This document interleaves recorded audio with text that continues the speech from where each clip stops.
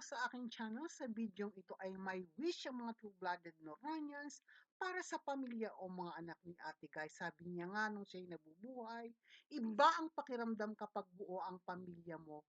Nandun mga anak mo, kung sino mang pamilya mo, walang ano yan hindi mo pwedeng sabihin hindi masaya pag ganon. Sobrang kasiyahan, aniya, kung kumpleto ang pamilya.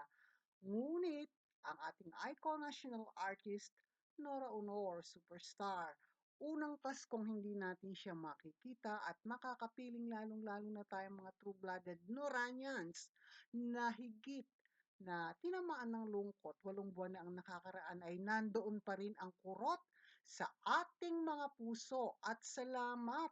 At marami po sa inyo ang nagpasalamat sa inyong lingkod at sinabi niyo, Ma'am Owen, salamat at kahit na mga maikling video ay nag-upload po kayo. At dito nga sa birthday ni Ian, kahapon ay marami ang natuwa lalo na sa team abroad. At wish nila, hindi na po natin babasahin, na magkaayos muling makita ang mga anak na magkakasama. Anuman ang itinakda ng panahon na mayroong kadahilanan sa likod nito nang mawala si Ate Guy, buwan ng Abril, Mayo, Hunyo, Hulyo ay nakita silang palagi pang magkakasama. Of course, sa pighati, sa mga inialay na parangal at inihandog na pagkilala sa ating superstar. Sunod-sunod po yun, marami.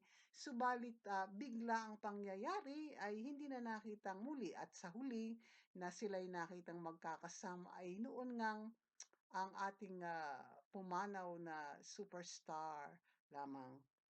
At ito nga, at isa pa rin inaalaala ninyo ay ang kanyang isa sa pinaka-minahal na leading man na si Ginoong Kokoy Laurel.